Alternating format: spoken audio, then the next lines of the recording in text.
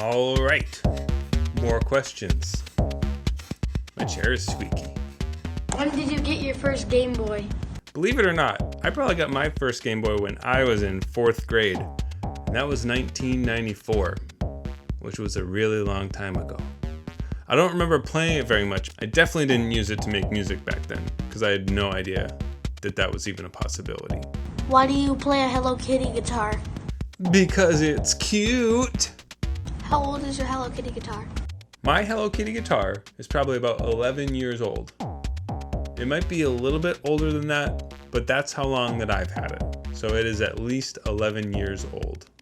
As a kid, did you play outside and use your imagination? I sure did. I had the best neighbors in the world. Miss Dolly lived right next door and we'd play outside and use our imaginations all the time. It was great. How many shark teeth do you have? I've got a bunch. I don't know the exact number. I've got 2 complete shark jaws in my office at work. One is from a bull shark and the other is from a sand tiger shark, and those both have hundreds of teeth in them. I also have a bag of teeth, mostly fossilized, which means that they were from sharks that were alive probably thousands of years ago. And their teeth are one of the only parts of the sharks that really are still around from way back then, because they don't have bones like us. Their skeletons are all cartilage, and those cartilage skeletons don't really hold up to time as well as bones do. So when a shark would die, it would either get eaten by other animals or buried in mud, but really the only thing left is the shark teeth. And I've got a whole bunch of those. My mom got them for me at a yard sale when I was in kindergarten. I still have them. But there's hundreds of those too. I'm sorry, I can't count them all. It's just, I don't have that kind of time.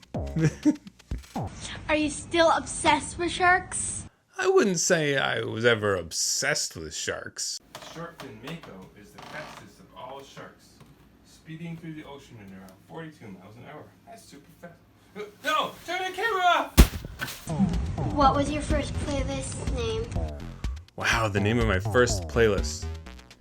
You know, the first playlist that I made on Spotify is called This Beat is Sick. And it's full of songs with sick beats. And when I first started making playlists, it was in the early 2000s. And rather than making playlists back then, we made mix CDs, a compact disc with a bunch of songs on it, believe it or not. Seems like a long time ago now, but it's hard to believe they don't have those anymore. And I would say that the first one I ever made was probably a bunch of singles and B-sides of singles by a band that goes by Weezer. So it was probably called Weezer B-sides. How many songs have you written? Wow. I've been writing songs for a long time. I've probably publicly released between 62 and 75 songs. And then there's probably another 12 to 20 that I'm working on in progress right now that will be released. And then before that, I would say a bunch of stinkers that no one's ever going to hear. I've written well over 100 complete songs and many, many more that I didn't finish. Because at some point you just gotta say, you know, I don't think this song's gonna be any good. But I've written a lot of songs over the years.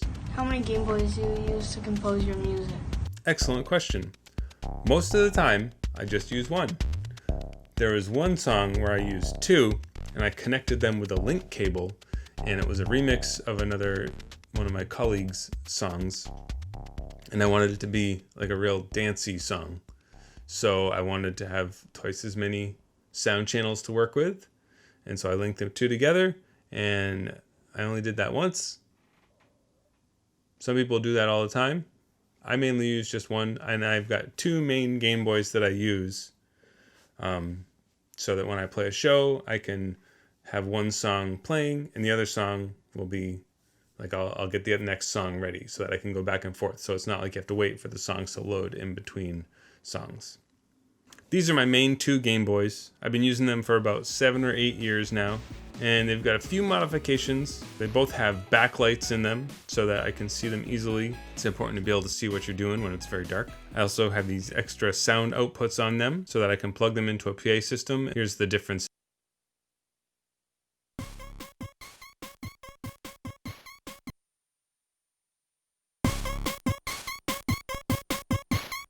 And this one's got a half-speed switch. So there's a little timing crystal inside that I can switch between that and the original timing crystal. And what it does is that it makes it go exactly half as slow as normal. So you can get some wacky sounds out of that. I don't use it too often, but it's a nice feature to have when I want to mess around. All right. Thanks for your questions, everybody.